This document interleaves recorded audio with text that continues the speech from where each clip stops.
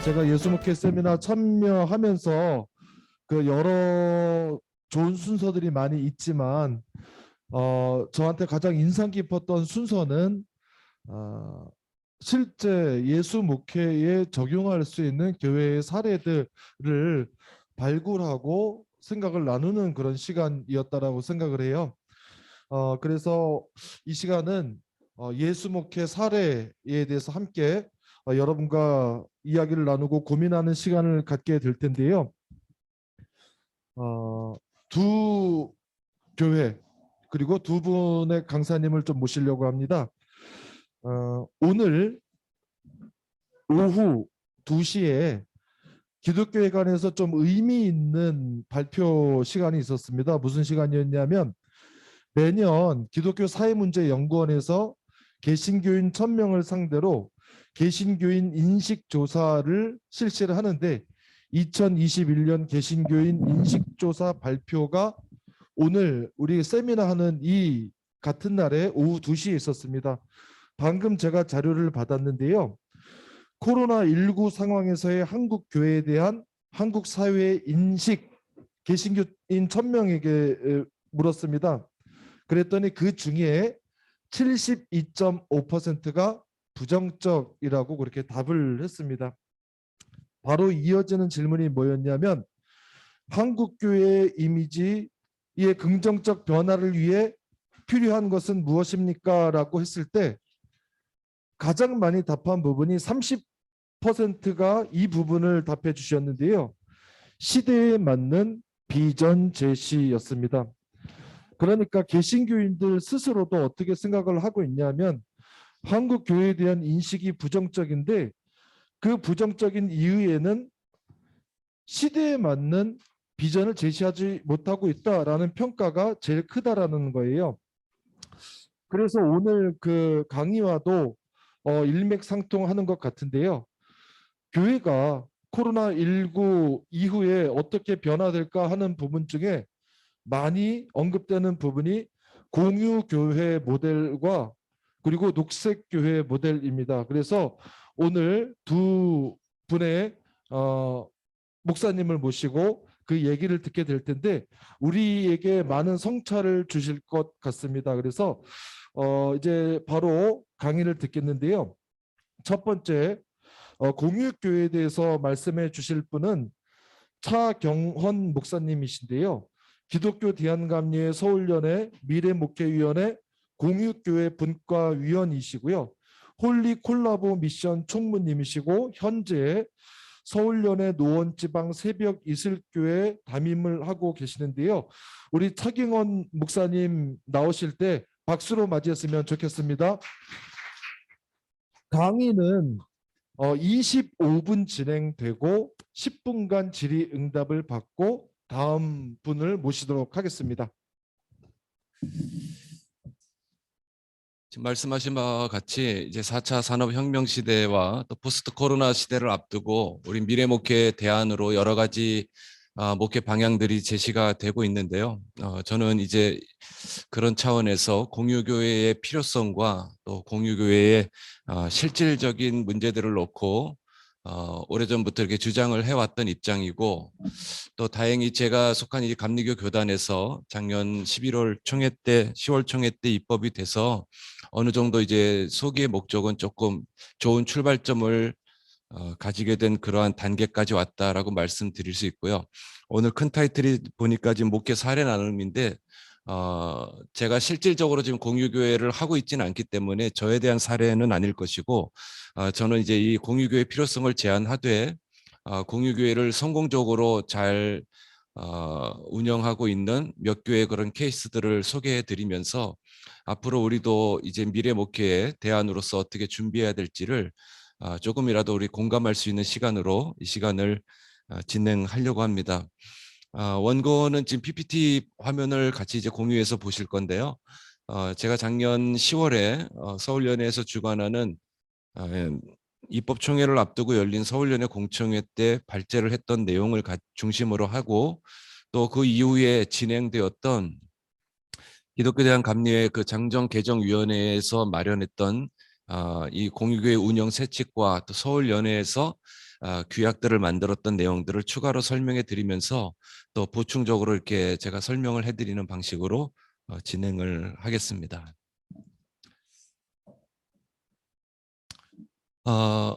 이 공유교회의 개념은 사실 많은 분들에게 익숙해져 있는, 지금은 많이 익숙해져 있는 그런 개념이지만 아직까지도 우리 조금 기성 이 목회 세대에서는 잘 이제 받아들이기 힘든 그러한 개념으로 자리를 잡고 있습니다. 왜냐하면은 공유교회가 개념적으로 이론적으로는 굉장히 좋은 시도이긴 한데 실질적인 부분에 있어서 여러 가지 리스크도 많고 또 우려되는 부분들, 또 법적인 문제들, 제약들도 많이 있다 보니까 그런 부분에 있어서 이 공유교회를 조금 주저하시는 분들도 있지만, 반면에 이제 창의적이고 또 미래지향적인 또 젊은 세대들, 또 이제 MZ 세대 이후에 다음 세대를 목회를 준비하는 그러한 세대들에게 있어서는 굉장히 좀 매력적으로 다가오는 그런 개념인 것 같아요. 그래서 이 공유교회는 이미 제가 왜 그렇게 주장을 하냐면은 이미 제가 속한 이 감리교단에서는 공유교회를 시도하기가 굉장히 어려운 법적인 제한이 많이 있었고, 반면에 타교단이라든지 이 우리 감리교회를 제외한 다른 교단에서는 여러 가지 형태로 이 공유교회가 이미 시도가 되고 또 정착을 하고 또 더 새로운 또 다른 발전된 모습들을 이렇게 지향하고 있다 보니까 우리도 좀 빨리 쫓아갔으면 좋겠다, 시도했으면 좋겠다 하는 의미로 말씀을 드렸습니다. 이 공유교회에 대해서 우리가 생각을 먼저 하려면은 사실 이 공유라고 하는 말을 우리가 조금을 이해를 해야 되겠죠. 공유라고 하는 말은 물론 오래전부터 있었던 용어고 그 용어의 기반은 경제 원리에서 이렇게 시작이 된 용어입니다. 미국의 유명한 경제학자이고 또 철학자이고 또 이 비평가였던 제레미 리프킨이라고 하는 교수님이 있습니다. 이분이 이미 20년 전부터 소유의 몰락이라는 책을 통해서 이제 소유의 시대는 갔다, 공유의 시대가 올 것이다 라고 이미 예견을 했고요.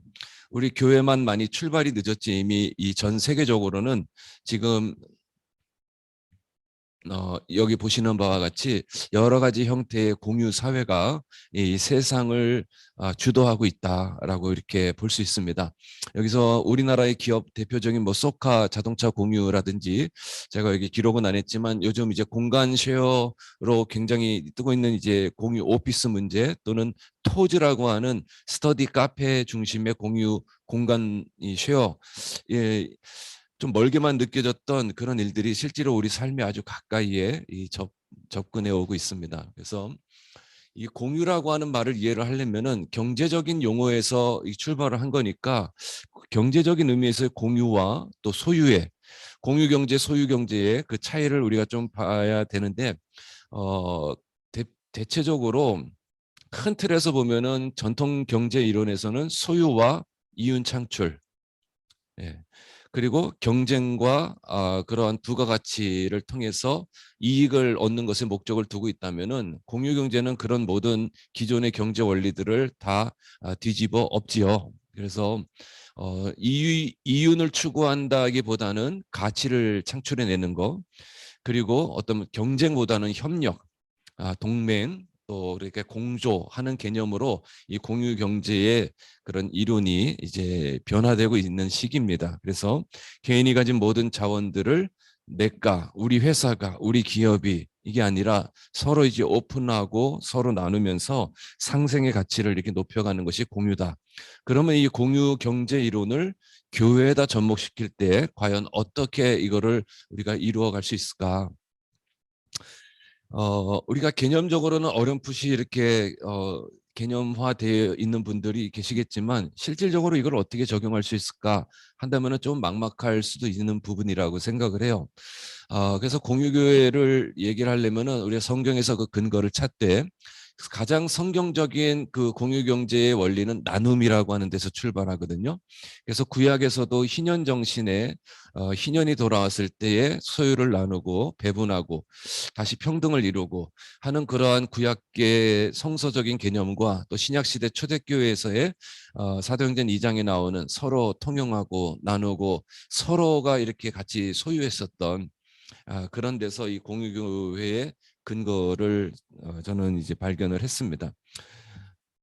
이 공유교회가 가지고 있는 특징은 그렇기 때문에 굉장히 다이나믹하고요. 굉장히 또 창의적일 수 있고요. 이런 동맹이라든지 또는 독특한 그러한 의미의 교회가 여러 가지 형태로 발생될 수 있고요.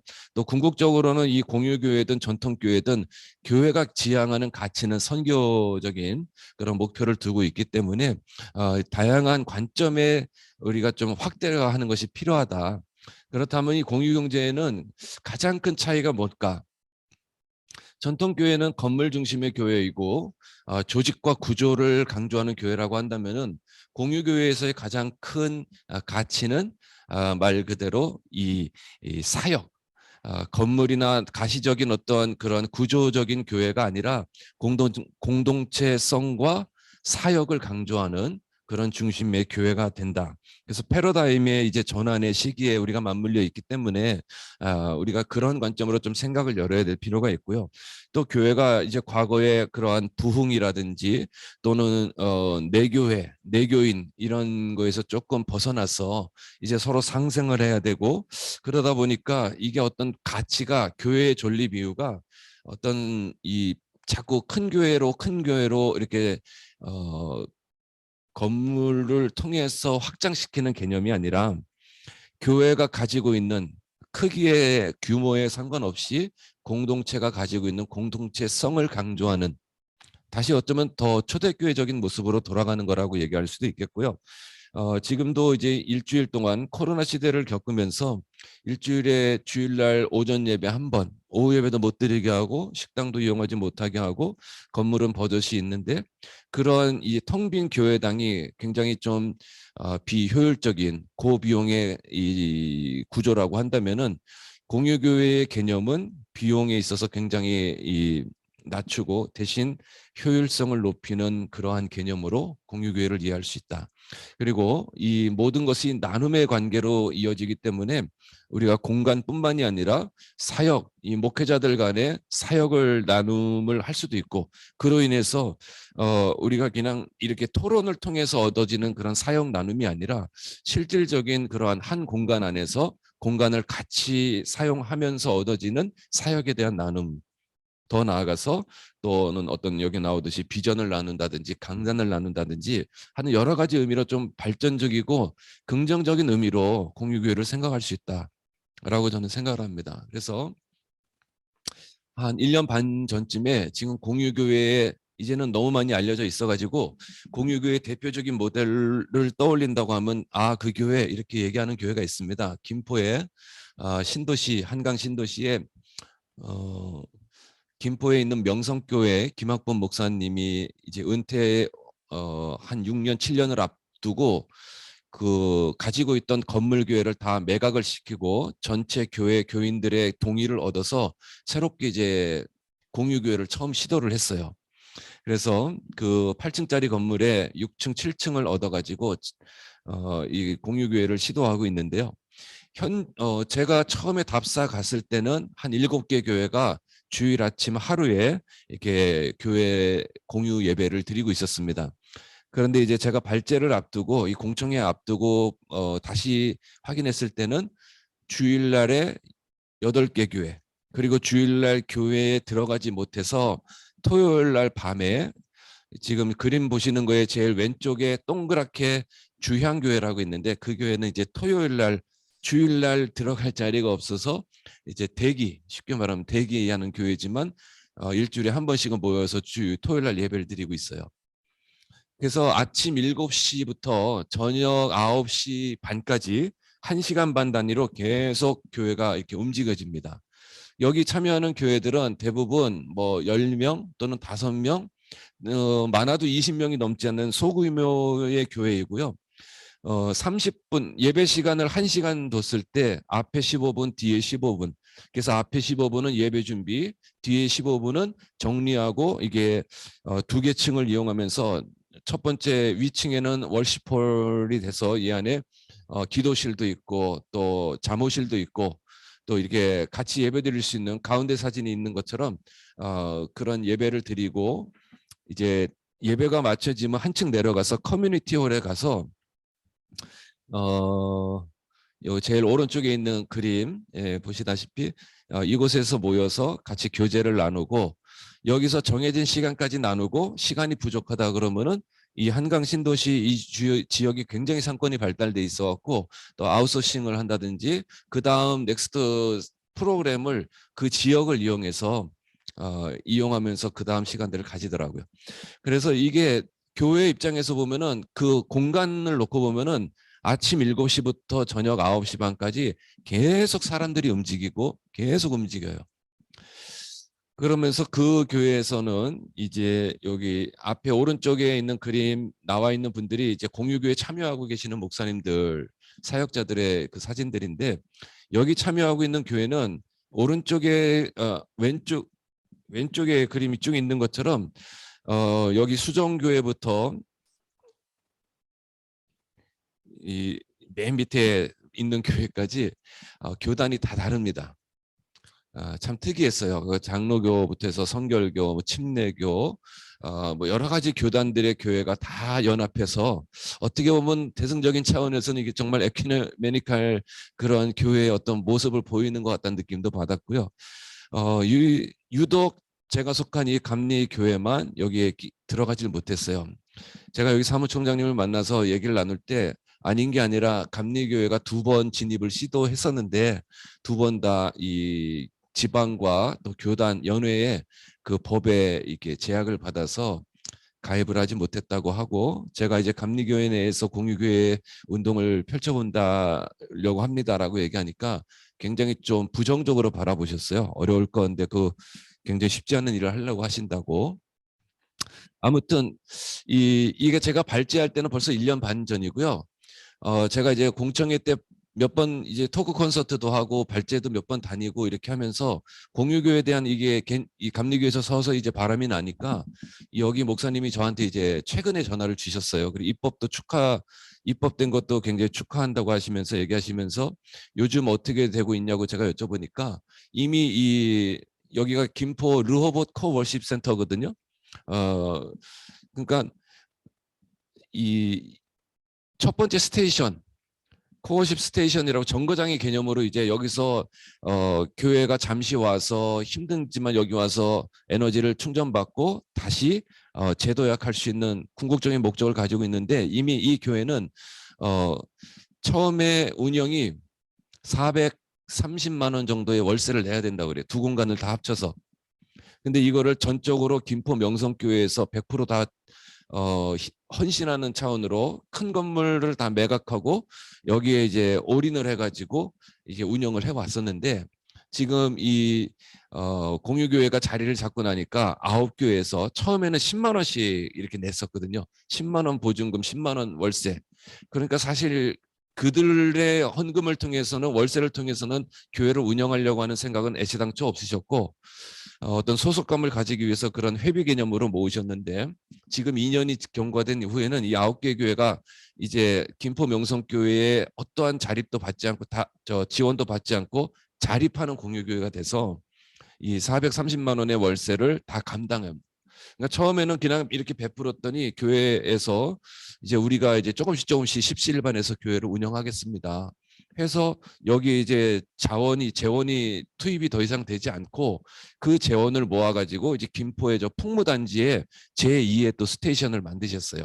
그래서 6교회가 지금 운영이 되고 있고 그 이후에 또 수원에 제3의 스테이션이 김포 명성교회 주관으로 계속 이렇게 돼서 거기선 5개 교회가 또 운영이 되고 있습니다. 그러니까 여기 김포 명성교회 목사님이 연세가 좀 있으신데 굉장히 이제 다음 세대를 이렇게 바라보시는 좀 선구안이 있으셨는지 굉장히 공격적이고 굉장히 적극적으로 이 공유교회를 이제 확장시켜 가고 있는 케이스예요. 그래서 굉장히 이 루어브 스테이션에서 가지고 있는 그런 가치들을 많은 공유교회 시도하려고 하는 교회나 기관과 교단에서 벤치마킹을 해가지고 접목을 시키고 적용을 하고 있는 그런 일들이 지금 많이 일어나고 있어서 일단은 르호봇 코어십 스테이션이 가장 대표적인 모델이기 때문에 제가 조금 길게 설명을 드렸고요. 그 이외에 여러 가지 공유 형태가 나옵니다. 추수교회는 이미 인터넷 검색해 보시면은 여기가 이제 사당동, 방배동 그쪽에 있는 교회인데 이미 2개 교회에서 이 공유교회를 참여하고 있습니다. 여기서도 우리가 쉽게 생각하는 공유교회, 기존의 교회에 비는 공간을 작은 교회가 와서 공유한다. 근데 아까 르호봇 교회는 그런 개념이 아니라 하나의 공간을 놓고 그냥 여러 개의 교회들이 와서 공유한다. 제가 뒤에도 설명하겠지만 그런 케이스 이제 거점 공유 교회라고 얘기하고 여기는 이제 기존 교회 공유라고 이렇게 얘기를 하거든요. 그래서 이 추수교회는 그러한 개념으로 기존에 있던 교회에서 한 공간을 내놨고 그 공간이 그 서울 남부 지역에서 많은 그런 공감대를 얻어서 공유교회가 지금 이루어지고 있는 케이스고, 두 번째 나타나는 베델교회와 요한교회의 케이스는 우리가 공유교회 하면 큰 교회, 작은 교회 또는 작은 교회, 작은 교회 이런 개념으로 생각하는데 여기는 중형교회 간의 공유교회를 이루고 있는 케이스예요. 뭐 시간이 많으면 자세히 설명을 해드리겠지만 이 성동구에 있는 교회인데 특이한 것은 제가 지금 헷갈리는데 베델교회가 한 250명 정도 모이는 교회, 그리고 서울 요한서울교회가 한 500여 명 모이는 교회였어요. 근데 200여 명 모이는 교회에서 큰 교회를 공유한 케이스예요.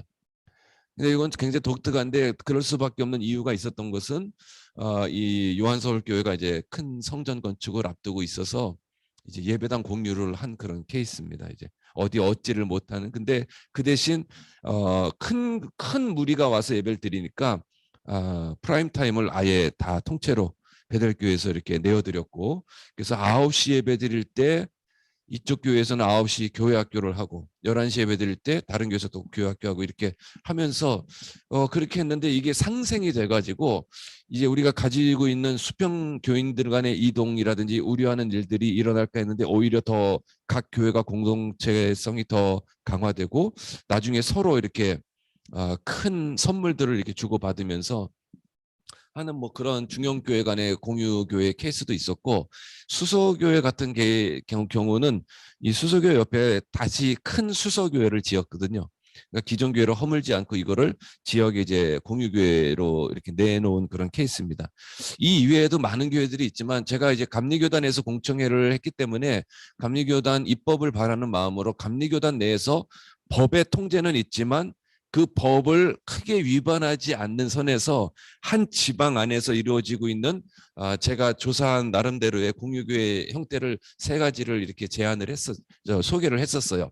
그래서 이제 동대문 지방에 어떤 교회하고 어떤 교회가 이제 동대문 지방에 여기 다 이미 써 있으니까 영성교회라고 하는 곳이 굉장히 목양실이 좀 규모가 있었는데 그 목양실을 아예 이러한 예배 공간으로 이제 내놓고, 그 당시에 이 주양교회가 건물 임대 만료로 인해서 교회를 찾지 못하고 돈도 없고 갈 데도 없고 굉장히 이렇게 힘겨워하던 그런 시기에 이 주양교회를 품게 되면서 이제 한 공간을 완전히 주양교회에서 사용할 수 있도록 이렇게 쉐어링을 했습니다.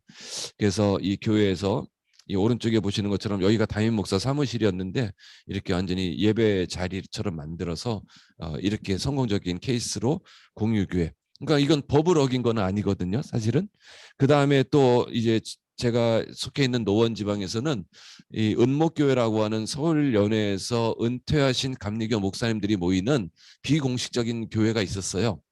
뭐 목사님들의 교회니까 우리 뭐 소속이 애매하고 이게 정식 교회는 아니었지만, 근데 이 교회에 이제 저희 지방에 개척을 하려고 하는 교회가 공간을 얻지 못해서 이 공간을 같이 쉐어링을 하게 되면서 여기 맨 왼쪽에 보시면은 한 입구에 은목교회와 공감교회 간판을 같이 붙여놓고 둘 다 똑같은 감리교회이고 이렇게 하면서 공간을 같이 나누고 있는 그런 케이스입니다.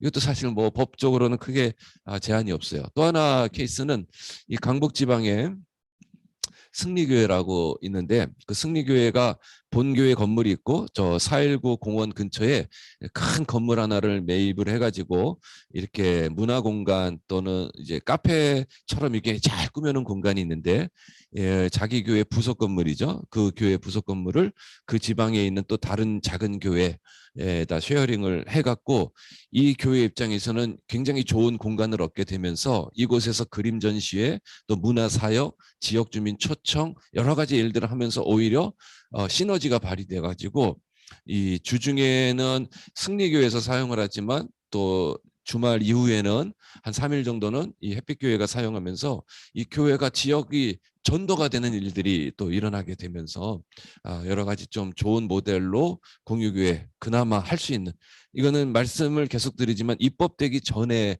공유교회 형태였습니다. 그러니까 이게 누가 제약을 걸고 시비를 걸면은 걸릴 수 있는 부분인데 지방 내에서는 이게 지방 대 지방의 공유가 아니었기 때문에 이렇게 운영이 되고 있었다 하는 거고요.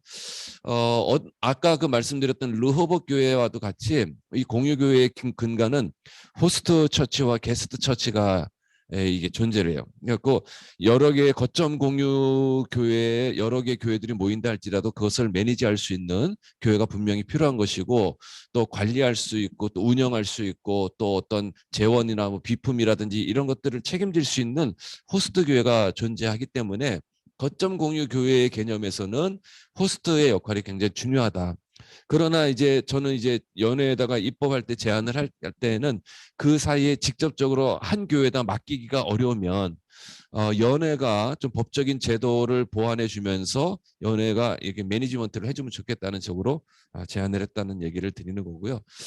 실질적으로 제가 이제 사례를 제가 이제 노원구에 있기 때문에 노원구를 중심으로 이제 이 공유교회를 제안을 했었어요.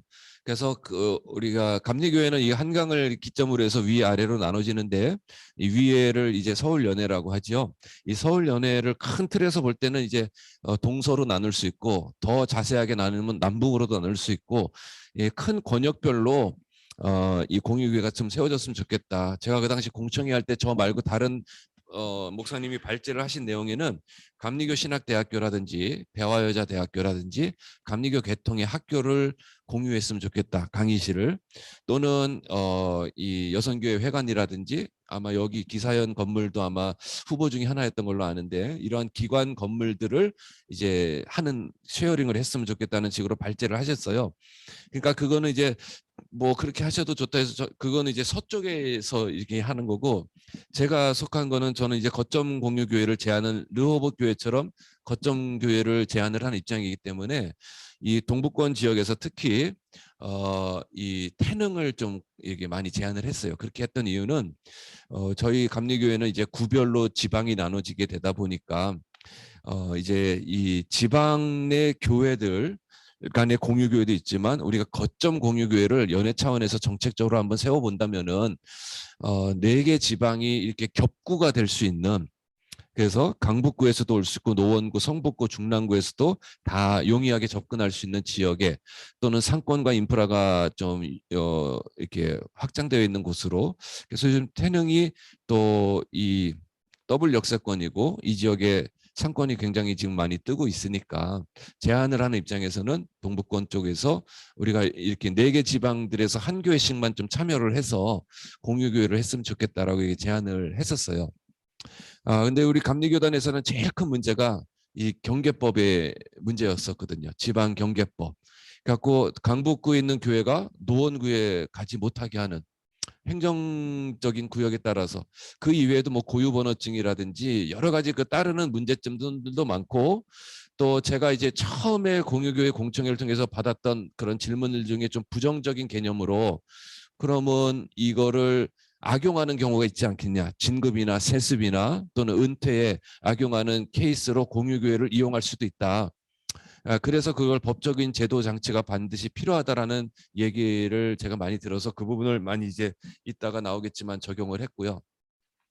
그런 것보다는 좀 선순환적인 개념으로 긍정적인 개념으로 공유교회가 시도된다고 하면은 우리 감리교회 굉장히 좋은 모델링이 될 수도 있고 샘플링이 될 수도 있다라고 생각이기 때문에 제가 태능을 강조하면서 이곳에서 이제 지방경계법상의 그러한 법적인 제도만 좀 완화를 해준다면은 한 공간을 이렇게 임대를 해서 그곳에서 다양하게 뭐 이거를 하면서 여러 가지 또 부차적인 안들도 저한테 많이 제시가 됐었습니다. 근데 제가 이제 제안을 하면서 실질적으로 이 공청회를 하는 기간에 제가 지역을 이제 답사를 했을 때 너무나도 좋은 자리가 발견이 되었었어요. 갖고 말 그대로 이런 스벅권이라고 있죠. 스벅권. 스타벅스 옆에 있으면은 네, 다 된다고 하니까 그런 차원에서 이 2층짜리 건물이 통으로 난 적이 있어가지고 제가 이제 연회에다 이걸 빨리 어떻게 하든지 얻어달라고 했는데 사실 그게 지지부진하는 가운데 없어졌는데 아무튼 이 거점 공유 교회는 우리에게 굉장히 좀 이번에 입법이 되면서 굉장히 좋은 그러한 개선 또는 좋은 방향으로 갈 수 있다라는 그러한 가능성이 열리게 되었고요. 또 입법이 되면서 이제 지방 내에서 서울 연해 대 연해는 안 되지만 연해 내 지방 대 지방은 공유가 허락이 되었어요. 그렇지만 또 제가 처음에 제안했던 거와는 다르게 조금 많이 입법이 변형이 된 부분들이 있는데 여기 이제 장정개정위원회에서 내세웠던 이거는 이제 여러분들 자료집을 보시는 걸로 이렇게 대체를 하고요. 장기위에서 기본적으로 이렇게 안을 만들었는데 핵심은 장기위원회에서는 3년씩 2번을 할 수 있다. 그 다음에 이제 서울연회에서 만들었던 규약에서는 4년씩 2번에서 8년을 하되 아까 말씀드렸던 우려할 수 있는 그런 부분들에 대해서 제약을 좀 많이 두었어요. 공유교회 형태가 이렇게 4가지가 나오고 이 참여교회는 3년 이상 된 교회에서 3년 이상 된 목회를 한 목사님들 중에 입교인 12명 이상의 교회 기본적인 구성을 갖추고 부담금을 완납한 교회다. 이 부분이 이제 뭐 법적인 부분이니까 어쩔 수 없지만 사실 공유교회 참여하려고 하는 교회들은 대부분 이제 어렵고 임대의 그런 한계를 느낀 분들이 참여를 하는 입장이기 때문에 좀 참여할 수 있는 문턱이 많이 높아졌다. 그리고 세습이나 은퇴 이런 부분에 있어서 진급 또는 개척교회 설립을 공유교회로 할 수 없다. 여러 가지 제안들을 이렇게 두어서 공유교회 새 책들이 만들어졌습니다. 이제 현직 감독님 입장에서는 입법을 시키고 새 책까지 만들었다는 것만 해도 굉장히 큰 일을 하신 거라고 생각하고요. 이제 이게 실질적으로 시행이 되려면 이제 어떤 방법이 또 이제 제안들이 많이 있을 텐데 앞으로 추후에 이런 공유교회가 실질적으로 일어나서 어떤 미래목회적인 대안들로 그 중에 하나로 이 공유교회가 좀 세워졌으면 좋겠다 하는 그런 바람을 가지고 있습니다. 여기까지 마치겠습니다. 네. 네, 안녕하세요. 네, 동력교회 김경환입니다. 목사 김경환입니다. 원래 저는 주최 측이기 때문에 그동안 주최 측에서는 잘 하지 않았었거든요. 근데 주최 측에서 하지 않는 것도 역차별이다. 그런 말씀들이 있으셔서 이번에 할 수 있게 되었습니다. 저희가 동력교회와 함께 그 지역의 평화운동을 위해서 평화센터 봄을 운영하고 있는데요. 센터장직을 맡고 있습니다. 들어가기 전에 이 규칙문제 한번 풀어보세요. 2468. 그 다음 뭐죠? 네. 그 다음에 아마 보통 10으로 예상을 하실 겁니다. 369, 478, 뭐 470 이렇게 하면 또 뒤에 예측되는 답이 있으실 겁니다. 동그라미 세모, 네모, 또 동그라미 하면 또 대부분 세모라고 생각을 하실 겁니다. 근데 여러분들 잘 생각을 해보시면 규칙을 바꾸면요. 모든 게 들어올 수 있습니다. 2, 4, 6, 8을 계속 반복시키는 규칙으로 만들면 그 다음에 2가 올 수 있습니다. 2, 4, 6, 8 하다가 다시 줄어드는 규칙으로 만들면 6이 오고 4가 오고 2가 올 수 있고 그걸 통째로 계속 돌릴 수도 있어요. 다른 것도 다 마찬가지예요. 규칙을 바꾸면 답이 달라진다라고 하는 거죠. 예. 제가 이 말씀을 왜 드리냐면 사실은 현장에 대한 규칙은 현장 목회자만큼 잘 아시는 분이 없거든요. 그래서 자기 현장에 대한 아마 규칙만큼 여러분들이 가장 잘 아실 거라고 생각이 들고요. 그런 면에 있어서 제가 말씀드리는 거는 제 현장에서 제가 만든 규칙으로 제 나름대로 풀어본 예, 규칙이다라고 하는 말씀을 예, 먼저 드리기 때문에 예, 저마다의 현장은 저마다의 답이 있고 그리고 저마다의 답은 현장 목회자분들이 가장 잘 아실 수 있다라고 하는 말씀을 먼저 드립니다. 제가 생각하는 그런 의미에서 제가 생각하는 녹색 목회라고 하는 거는 일단 목회라고 하는 측면에서 일단 기독교 정신, 예수 정신 이게 이제 목회라고 하는 측면을 담고 있고요. 그리고 그 다음에는 이제 제가 생각하는 녹색 목회는 일반적으로 많은 사람들이 녹색 목회하면은 그 환경, 자연 뭐 이런 쪽으로 많이 연결을 해서 생각을 하거든요. 근데 이제 환경, 자연이 가지고 있는 특성 중에서 가장 중요한 특성은 저는 생태적인 다양성이라고 생각합니다. 그런 의미에서 이 녹색의 정신 중에 하나가 다양성이라고 생각을 하고 그리고 그 다양성이 유기적으로 순환할 수 있는 연결성이 이 녹색이 가지고 있는 가장 중요한 핵심적인 가치라고 생각을 합니다. 그런 의미에서 기독성은 제가 이해하는 기독성은 토라에 담겨져 있고 예수 그리스도께서 사셨던 삶 안에 담겨져 있는데 그게 뭐냐면 생명에 대한 경외감을 가지고 약자와 더불어 함께 살아가는 그러니까 함께 살아가는 삶이 제가 생각하는 기독교 정신의 핵심이라고 하나님 나라 운동의 핵심적인 가치고 그리고 예를 들면 이제 토라에는 그 정신이 담겨져 있는 거고요. 그리고 예수님은 그 토라를 살아내신 거고 그리고 소위 말하면 예언자들이 끊임없이 이렇게 뒤에 보면 왕국 시대에 도래하고 있는데 그 예언자들은 그 정신을 잃어버렸었을 때 그 정신을 돌리기 위해서 등장했던 인물들로 생각을 하고 있는 거죠. 그리고 다양성이라고 봤을 때는 이 다양성은 사실은 여러 개가 존재하는데 이 여러 개가 존재하려면 다양하게 존재하려면 가장 중요한 거는 저는 개체가 가지고 있는 주체성을 가장 주체화시킬 수 있는 방식이 중요하다고 생각을 해요. 한 사람한테 그 모든 담론이 다 먹히는 게 아니라 다양한 사람들의 생각들이 그 공동체 안에서 다양하게 주체적으로 활성화될 수 있을 때 그리고 그것이 유기적으로 함께 공존할 수 있을 때 그것이 진정한 다양성이라고 생각을 합니다. 그리고 이제 그것이 자기한테 갇혀져 있는 게 아니라 함께 열린 태도로 이렇게 배우려고 할 때에 진정한 다양성이 있을 수 있다라고 생각을 해서 그 다양성을 그렇게 생각을 하고요. 그리고 마지막으로 유기순환성, 연결성인데 이 연결성은 결국은 우리 안에만 머무르는 게 아니라 한국교회가 이제 우리가 대표적으로 보면은 교회 안에 머물러 있는 이게 굉장히 강하잖아요.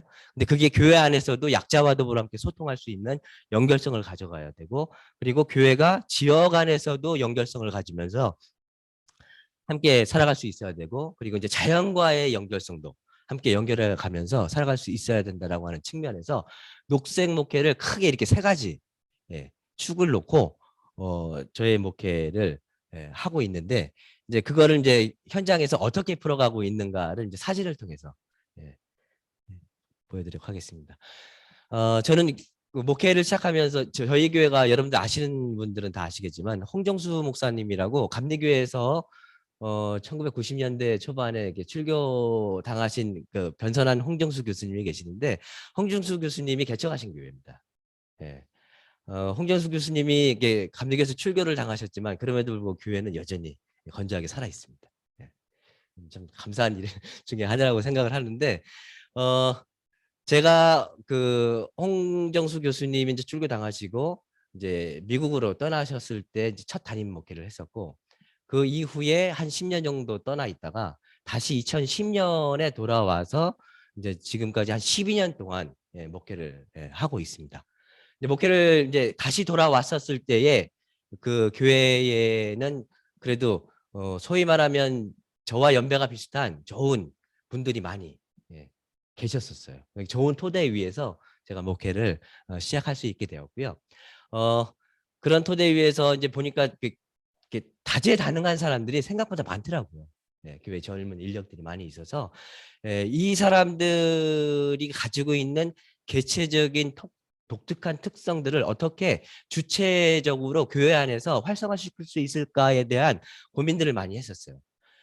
그래서 이제 이게 제가 오면서부터 지금까지 계속 전통적으로 해왔던 것들 중에 하나가 이제 새신자 환영입니다. 이 새신자 환영에는 그냥 단순히 새신자가 왔으니까 성경 공부하고 박수 치고 끝나는 게 아니라 새신자 한 사람을 이해하는 데 있어서는 사실은 그 한 개인을 이렇게 만나면서 겉모습으로 바라보는 것은 사실 평면적으로 이해하는 거잖아요. 근데 한 개인을 이해하는 데는 사실 입체적으로 그 사람의 삶을 살아왔던 그 삶을 통체적으로 이해하면서 공동체와 만난다라고 생각하거든요.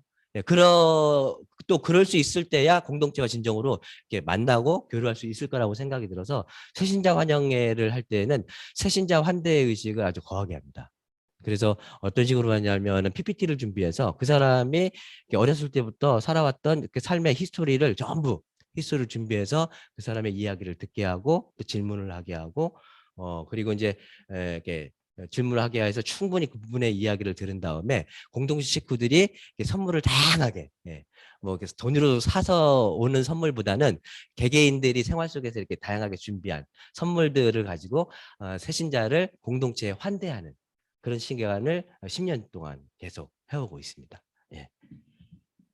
그러다 보니까 이제 기존 교인들이 목사님, 예, 새신자만 환대해 주지 말고 우리들도 환대해 줬으면 좋겠다. 뭐 이런 식으로 해서 사실 지금 이제 시간이 제한돼 있어서 제가 이거를 하게 된 동기도 사실은 세월호와 관련해서 있는데 그걸 다 말씀을 드릴 수는 없는데 그래도 공동체 식구들도 그 공동체 안에서 사람이 살면서 그 사람이 우리에게 어떤 존재인가라고 하는 어떤 의미인가라고 하는 것들을 나눌 수 있는 의미에서의 그 마이데이라고 해서 그 사람이 함께 존재하고는 있지만 자기의 이야기를 또 이렇게 PPT나 이렇게 삶의 이야기로 해서 준비해서 풀어내고 그리고 공동체 식구들이 그 사람 개별적으로 이제 그 사람이 이렇게 쭉 얘기를 해준 거를 듣고는 사실 이게 우리 같이 신앙생활을 하면서도 당신이 나에게 있어서는 어떤 경험 속에서 어떤 존재로 다가온다라고 하는 그러한 것들을 나눌 수 있는 그런 시간을 저희가 공동체 안에 가지면서 개개인의 삶들이 공동체 안에서 충분하게 이렇게 드러날 수 있는 방식의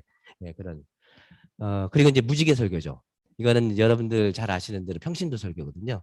근데 저희 교회 전통이 초기에 그 창립을 하셨을 때부터 무지개 이 평신도 설교가 있었습니다. 그 전통을 34년 동안 지금 계속해서 해오고 있습니다. 한 달에 한 번씩 그 평신도 분들이 교회 안에서 목회자가 가질 수 있는 이 스피커를 가지는 겁니다. 저는 이 굉장히 중요하다고 생각해요. 교회 안에는 사실은 한국교회 모든 교회가 하나님이 목회자만 사랑하시는 것 같아요. 교회 안에서의 중요한 담론이나 그 어떤 힘이나 이 모든 걸 이끌어가는 스피커나 이런 것들이 사실은 목회자 한 분한테 있거든요.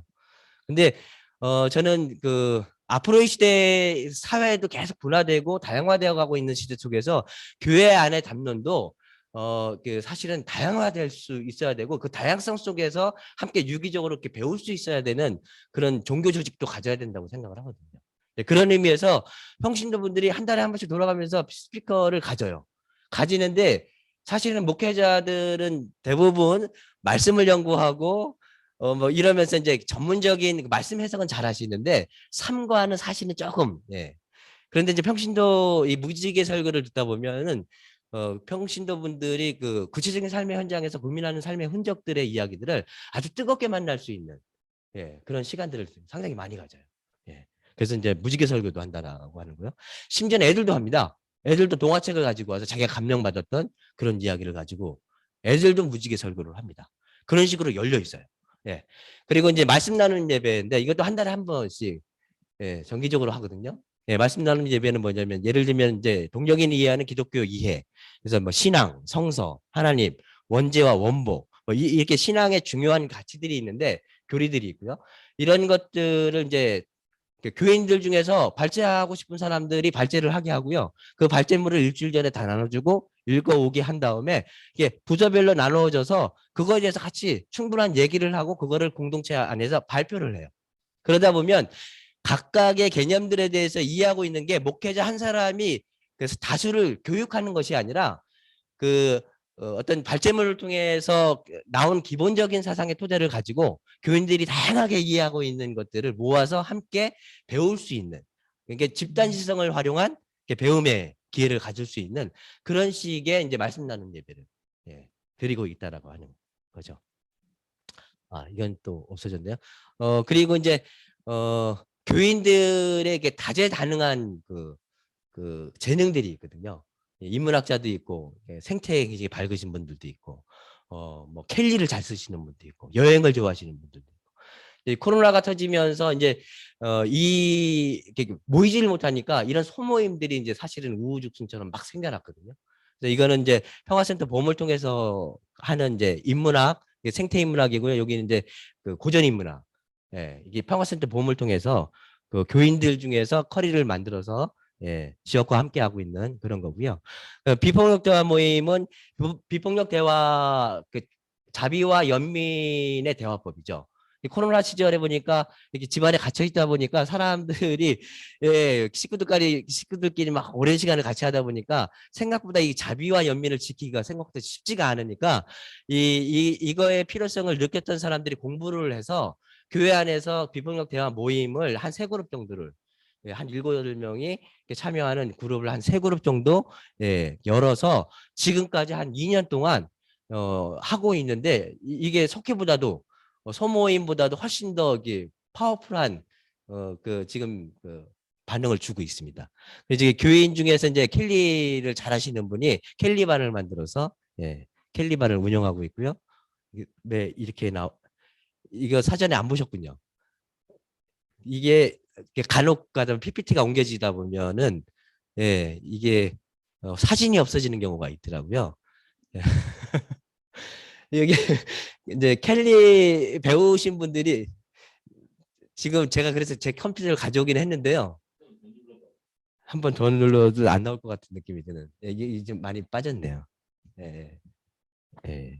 어떻게 할까요? 그냥 진행할까요? 있는 거라고 진행을 하고 거꾸로 안 돌아가네요.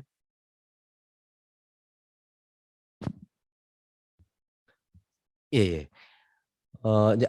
그러면 이제 뭐 젬베 잘 치시는 분이 이게 교회인들뿐만 아니라 지역사회 분들과 좀 저희 교회 근처에는 전통 시장이 있거든요. 그 시장 안에 좀 이렇게 젬베 문화를 좀 음악에 있는 거리를 만들어 보자. 장날. 그래서 능곡 주변에 있는 주민들과 함께 젬베를 배우는 모임이 생겨나기도 하고 그리고 이제 남선교회 분들이 나이가 들다 보니까 이제 50이 넘어가잖아요. 50이 넘어가니까 은퇴를 많이 하는데 독립이 자립이 안 되는 거예요. 뭐 어느 부분에서 자립이 안 되냐면 먹는 거에 있어서 자립이 안 되니까 되게 불편한가 봐요. 집에서. 그래서 야 우리도 좀 요리를 배워야 되지 않겠냐. 이래서 요리를 그럼 배우자. 그래서 한 4-5명이 모임을 만들어서 이제 요리를 배우기 시작했는데 전문 요리가를 들여오는 것보다는 아무래도 우리 교회도 여성교회 회원분들이 많이 있으시니까 한 번씩 초대를 해서 한 달에 2번씩 요리를 이렇게 직접 교인들한테 배울 수 있으면 좋겠다 해서 지금 한 6개월 정도 배우고 있는데 이제 집에서 조금씩 요리도 하고 뭐 그러신다고 하더라고요. 그리고 이제 그 교회 안에 마음살림부, 마을살림부, 평화살림부, 초록살림부 이렇게 부서를 만들어서 그 안에 본인들이 이렇게 참여할 수 있는 방식대로 해서 부서를 선택을 해서 이렇게 함께 할 수 있게 만드는데요. 마음살림부는 이제 소위 말하면 이제 신앙, 영적인 거, 뭐 그런 거와 관련된 거고, 마을살림부는 지역연대죠. 기후위기 비상행동 그리고 이제 산왕산이나 세월호 참사 이렇게 지역 연대할 수 있는 그런 부서고요. 평화살림부는 동력평화센터 봄을 통해서 다양하게 펼쳐지는 예술, 인문, 생태, 고전, 배움터 요런 거와 관련된 활동이고요. 초록살림부는 저희가 이제 운영하고 있는 공동 텃밭과 뭐 이렇게 돌돌이 마켓 뭐 이런 것과 관련된 건데 여기에 이제 교인들이 자기가 원하는 부서에 이렇게 참여해서 활동을 할 수 있게끔 열어줘서 이렇게 다양하게 교인들이 그 자기들이 가지고 있는 색깔들을 잘 이렇게 발현할 수 있는 방식으로 이렇게 해주고 있다라고 하는 겁니다. 그리고 이제 그 감리교뿐만 아니라 많은 교단에서 잠깐만요, 제가 15분 지났네요. 가능하면 시간을 맞춰서 끊을 수 있도록 하겠습니다.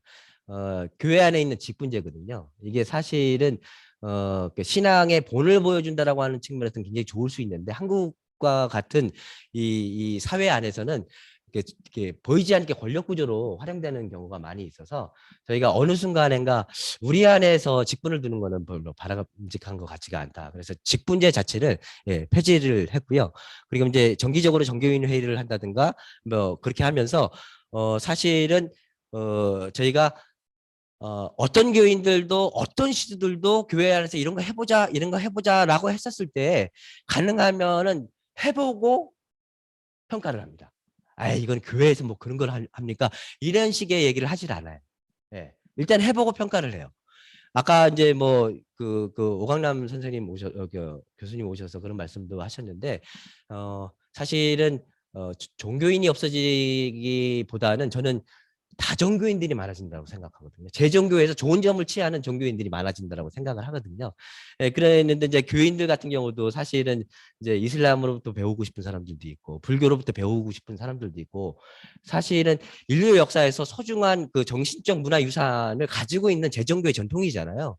그래서 그런 제안들을 하면 교인들은 언제든지 오픈이 돼 있어서 누가 어떤 제안을 하더라도 그거를 가급적이면 임원회에서 받아들여서 해볼 수 있는 방향으로 해서 실험을 해보고 그 다음에는 평가하는 식으로 교회를 운영하고 있다라고 하는 겁니다. 그래서 어떤 식으로 이런 식으로 해서 교회 안에 좀 이렇게 다양한 담론들이 좀 활성화될 수 있는 방식의 목회를 하고 있다라고 하는 거고요. 그리고 이제 이렇게 주체화된 서로의 재능들과 또 서로의 기운들과 이런 것들이 사실은 이제 자기 몸으로나 아니면 관계 안으로나 교회 안의 약재나 이제 뭐 지역 안으로 이렇게 스며들고 소통하고 연결될 수 있는 방식으로 기후 위기 시대에 가장 필요한 것 중에 하나가 딱 코로나 터지면서 저희가 우리가 이게 사실은 너무 많이 먹고 살기도 하고 너무 많은 소비를 한다. 근데 이거를 절제할 수 있는 몸을 키우기 위해서는 저는 단식을 해야 된다고 생각했습니다. 그래서 물론 이제 그 시기와 비슷하게 저희 교회에 암 환자들이 많이 생겨나기 시작을 했고요. 그래서 생활 단식을 통해서 일상에서 생활 단식을 통해서 3일 절식하고 3일 단식하고 3일 보식을 해서 자기 몸을 관리하고 그리고 이렇게 무분별한 소비를 해나가는 그런 문화 속에서 좀 절제의 능력과 이런 것들을 좀 키워갈 수 있는 몸을 키워가보자라고 해서 제가 한 4, 5년 전에 양현당회라고 하는 그 장주숙 선생님이 세우신 양현당회라고 하는 데서 10일 단식을 한 적이 있거든요. 거기서 배운 걸 가지고 지역 안에서 지역 사람들, 교인들뿐만 아니라 지역 사람들과 함께 지금 7차례 1년에 3번 합니다. 1월달, 5월달, 그리고 9월달. 1월달, 5월달, 9월달.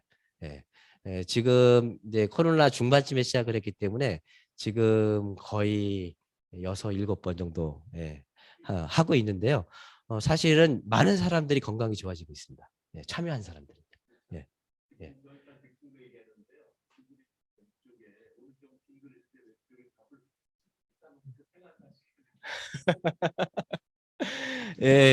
처음에 저희 교인들 한 7, 8분이 시작을 했는데 해보고 나니까 좋으니까 이제 예를 들면 이제 지인들을 계속 초대를 뭐 하는 식으로 해서 지금 한 50여 명 정도가 그 밴드에서 생활 단식을 이제 제가 밴드에서 글을 계속 올리는 걸 통해서 그 가이드라인을 주고요. 그리고 이제 그 밴드에 있는 사람들이 일상 자기 생활을 하면서 그 안에서 생활을 영위해 나갈 수 있도록 그렇게 해나가는 거고요.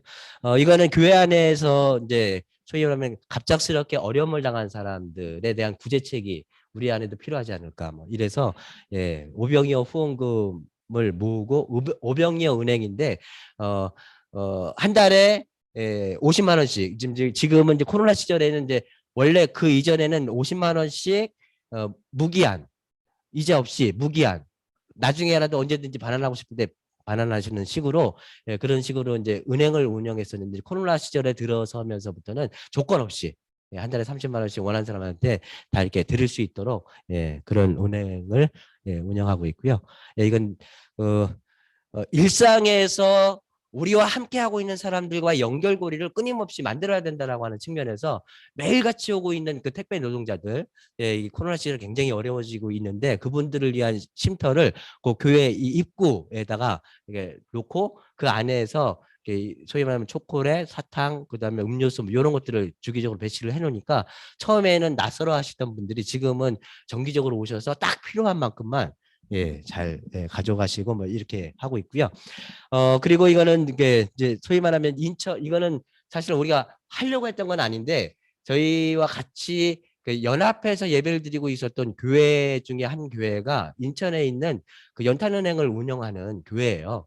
근데 이제 그 저희가 이 연탄은행에 함께 참여하자라고 해서 한번 갔었는데 사람들이 너무 좋아하고 뿐만 아니라 연탄은행 인천에서 아직도 이제 혼자 사시는 어르신들을 위한 연탄은행이 운영이 되고 있는데 12월, 1월 이럴 때는 상관이 없는데 2월이 되면은 겨울이 다 끝나갈 무렵이라고 생각을 하기 때문에 지원들이 많이 끊긴대요. 예. 그래서 그러면 그 시기에 맞춰서 저희도 함께 연대하는 게 좋겠다. 그렇게 해서 처음엔 저희 교인들이 시작을 했지만 지금은 이제 교인들이 가지고 있는 그 지역사회의 모든 네트워크를 활용을 해서 이 인천 사랑의 연탄 은행이 2월 말에 이루어지는데 거기에 그 네트워크를 통해서 뭐 페북이라든가 이런 네트워크를 통해서 연결되고 있는 많은 연결고리의 사람들이 함께 참여를 해서 함께 여기를 서포트해 나가는 그런 식으로 연탄은행은 운영을 하고 있고요. 이거는 이제 지역사회에서 이제 세월호 그리고 이제 그 저희 그 고향 지역에서 골프장 바로 300m 근처에 골프장을 확장하려고 하는 그런 일이 벌어지고 있는데 그 골프장 증설 백지화의 그 고향 지역에 있는 한 4개회가 함께 연합해서 계속 모교 기대를 하고 있는데 거기 지역사회에 연대하고 있다라고 하는 거 말씀을 드리고요. 이건 나무 심기 했던 거고요. 이거는 이제 그 돌돌이 장터인데 이게 요건 교회에 있는 교회가 이제 새로운 곳에 이사를 오면서 우리가 그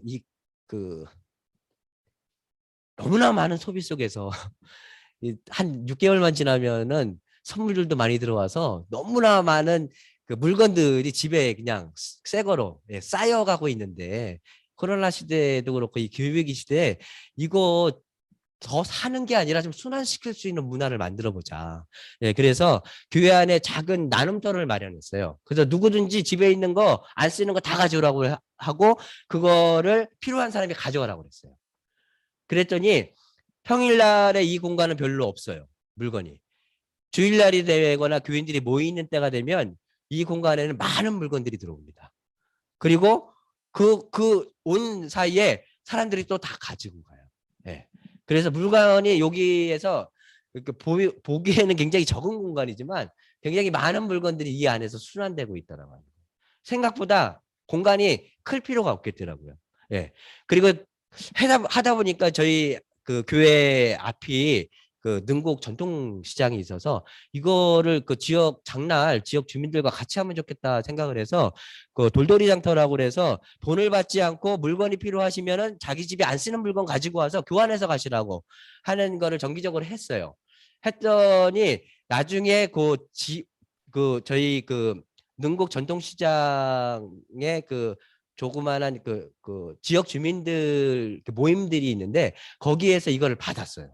받아서 지금은 여기 저기 능곡 돌돌이 마켓이라고 그래서 청소년 어린이 능곡 돌돌이 마켓이라고 하는 거를 1년에 2번 정기적으로 그 주민들이 함께 기획을 하고 같이 참여를 하고 좀 거기 이제 능곡에 있는 청소년들 아이들이 이렇게 참여를 하고 그렇게 해서 그 능곡 돌돌이 마켓을 정기적으로 운영을 하고 있는데 제 소망은 매달 달거리식으로 해서 매달 이게 이제 운영되는 거를 이렇게 목표로 해서 지금 하고 있는데 처음 코로나 한 2년 됐어요. 2년 됐는데 처음부터 생각보다 많은 그 청소년들과 아이들이 참여를 하면서 때마침 또 그 능곡구 역사가 리모델링을 하면서 그 지역 주민들을 위한 커뮤니티 센터를 만들었어요. 그 앞에서 이렇게 하다 보니까 굉장히 좋은 효과를 가지고 있습니다.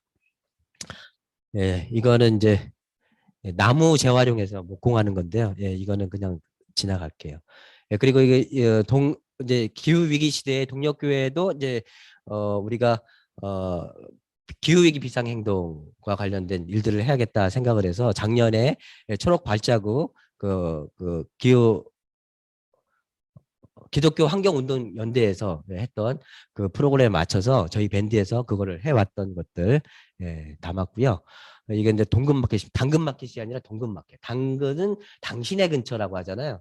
이게 이제 동근마켓, 동력의 근처에 해갖고 이제 동근마켓도 코로나 시절에 같이 했었고요. 예, 뭐 이런 식으로 해서 어쨌든 지역도 그렇고 이렇게 좀 이렇게 연결할 수 있는 고리들을 계속 찾아가고 있고요. 이제 초록살림부에서는 사실은 이제 저희가 어, 10년 동안 저는 이제 목회보다 사실 농사 짓는 거에 더 관심이 많거든요. 농사를 짓고 싶어서 한국에 왔는데, 예, 그 목회를 할 생각은 별로 없었거든요. 근데 어쨌든 다시 목회를 하게 됐고, 목회를 하면서 제가 포기할 수 없는 것 중에 하나가, 예, 농사였는데, 그건 막연한, 그때만, 처음 시작할 때마다 막연한 생각이었었고, 근데 이제 하면 할수록, 이 땅이, 자연이 제2의 성서다라고 하는 것들이 어, 아주 너무 이게 절실하게 느껴지는. 예. 그래서 저희는 저희 신앙공부 500문에 보면 성서와 더불어 자연과 역사가 진리와 원천으로 가득한 하나님의 말씀이다라고 하는 거를 고백을 하는데요. 왜 또 거꾸로 가죠? 죄송합니다.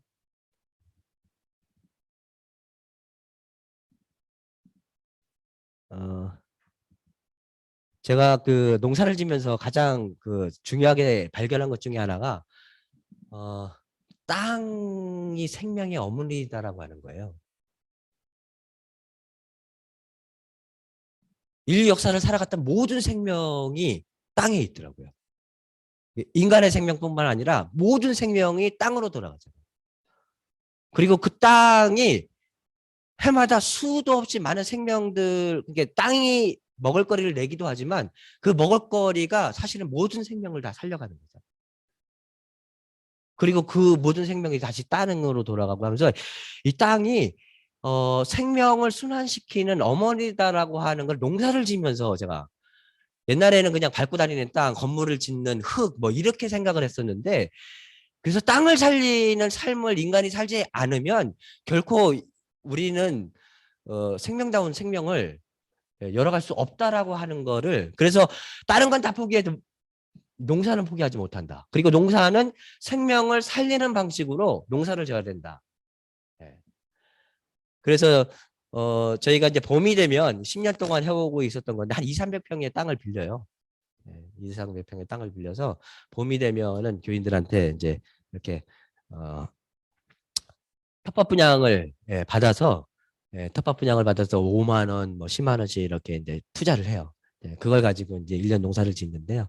그러면 이제 파종 4월, 5월 때면 이제 파종 예배 같이 드리고요. 죄송합니다. 왜 이렇게 가지? 파종 예배 이렇게 드리고요.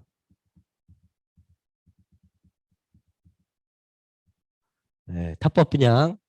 그러면 이제 감자 심고 뭐 고구마 심고 뭐 이럴 때는 일상적으로는 주로 저하고 텃밭 부장이 다 하고요. 텃밭 부장이 초록 살림부 부장이 저희 집 근처 살아서 저 때문에 고생 많이 하거든요. 근데 일상적인 거는 주로 새벽에 텃밭 초록 살림부 부장이 저랑 같이 가서 주로 하고요. 그리고 이제 큰 것들 소위 말하면 땅을 일굴 때, 그다음에 감자 심을 때, 수확할 때, 고구마 심을 때, 고구마 수확할 때, 이렇게 큰 꽃지가 있을 때는 교인들이 한 10명, 20명 같이 나와서 같이 해 나갑니다. 그래서 이 텃밭 농사 지면서 여기서 이제 아이들 이렇게 생태 수업을 하기도 하고요. 텃밭에 나는 꽃들이고요. 텃밭에 난 게 이제 요거는 코로나 시절에 잠깐 운영했던 건데 텃밭에 오지 못하고 집에 갇혀 있는 사람들 그러면 텃밭 상장 운영해서 이제 집에서도 좀 이렇게 생태적인 것들을 좀 키워볼 수 있는 방식을 좀 해보면 좋지 않겠는가 해서 마련해서 이렇게 좀 나눠봤던 기억이 있고요. 그렇게 해서 이제 가을에 농사 지면은 그거 가지고 여러 가지 생산물들을 이렇게 나누기도 하고 이렇게 가공품을 만들어서 팔기도 하고 일단 투자한 사람들만 나누는 게 아니라 같이 공동으로 투자하지만은 모든 건 이제 하나님의 것이니까 모든 교인들한테 다 나눠주고요. 생산한 모든 물건은 교인들한테 다 나눠주고 그래도 남아요. 참 땅은 참 풍요로워요. 그래서 그래도 남은 것들은 이렇게 팔기도 하고 그렇게 해서 선교도 하기도 이거는 이제 세월호 유가족들에게 나눠드렸던 그 선교도 하고 팔기도 하고 뭐 그렇게 합니다. 이건 이제 울금으로 해서 울금 한도 만들고 가루도 만들고 울금 떡국도 만들고 뭐 이런 식으로 해서 주문 받아서 하기도 하고 그리고 이제 일부는 저희가 이제 예를 들면 이렇게 꾸러미를 만들어서 전통시장을 응원하기도 하고요. 그리고 이제 서울역의 그 드림센터 노숙인들을 위한 사역을 하고 있는 드림센터에 울금 시루떡을 이렇게 만들어서 저희가 딱 먹으니까 이게 너무 맛있는 거예요. 따뜻하고 몸을 막 따뜻하게 데워주고 그래서 야 이거 우리끼리만 먹을 수 있지 않아요. 얼마나 한 해 동안 이렇게 어쨌든 땀 흘려서 농사를 지었는데 그 소출물을 또 이웃들과 함께 나눠야 되지 않겠는가 합니다. 이래서 사실은 이제 해마다 시루떡을 만들어서 한 서말 너말 정도를 만들어서 서울역에 있는 그 드림센터에 나눠드리기도 하고 그렇게 하고 목사님 있고요. 이제 좀 정리해 주셔야 될 것 같아요. 네, 한 가지만 이거는 이제 감리교에서 농도 생협 하잖아요. 농도 생협에서 이제 소위 말하면 그 지역 단위에서 건강하게 일하는 그 소농들이 있습니다. 가치와 신념을 가지고 계속해서 그 농사를 철학을 가지고 농사를 짓고 있는 사람들을 소비하는 그 소비가 돼야 된다라고 하는 그 신념으로 사실은 저희가 이것도 제가 오기 전부터 계속 해오고 있었던 건데 그 감리교 농도생협과 연결을 해서 거기는 전부 그 전국 단위에 있는 소농들의 물건들이 올라오고 그 소농들의 소비를 해주는 거를 하는데 그게 이제 저희 교인들뿐만 아니라 저희 교회 교인들이 연결되어 있는 그 네트워크를 다 활용을 해서 이 소비를 계속해서 할 수 있도록 그렇게 해주고 있습니다. 예. 그리고 이제 평화센터에서 여러 가지 인문학적인 모임들 하고 있는 것들이고요. 예. 제가 생각하고 있는 목회는 사실은 하늘 귀한 줄 알고 그 하늘 귀한 줄 아는 거는 하나님이 만드신 생명 귀한 줄 아는 거라고 저는 생각합니다. 생명 귀한 줄 알고 그 생명 귀한 줄 아는 그 마음을 가지고 자연의 생명, 이웃의 생명을 잘 대하고 살려갈 수 있는 거. 그래서 경천 존지 애인이라고 하는 그런 철학을 가지고 제가 목회를 하고 있다라고 하는 겁니다. 제일 마지막으로 말씀드리고 싶은 건 순빗소리인데요. 순빗소리 이제 여러분들 잘 아실 겁니다. 제주도에 가면 해녀가 그 물속에 물질을 하려고 들어갔다가 이제 나올 때 끝까지 숨을 참았다가 맨 마지막에 숨을 쉬게 해서 나올 때 내뿜는 소리가 이제 순빗소리라고 얘기를 하잖아요. 그 저마다의 속도와 저마다의 결과, 저마다의 달란트에 맞는 방식으로 삶을 살아야 된다라고 하는 그런 측면에서 저는 녹색목회 아까 다양성도 얘기하고 유기 순환성도 얘기했지만 자기 현장에 맞는 다양한 목회들이 전국적으로 유기적으로 잘 존재하고 이렇게 다양하게 잘 존재하고 그 다양하게 존재하는 다양한 목회들이 유기적으로 서로에게 잘 이렇게 배울 수 있게 하는 그런 지형을 만들어 나가는 것이 어쩌면은 개개인의 그 녹색 목회뿐만이 아니라 한국 지형에 있어서도 다양한 생태계가 그런 식으로 유기적으로 순환하는 것이 녹색 목회가 아닐까 그런 생각을 하면서 이상 발제를 마치도록 하겠습니다.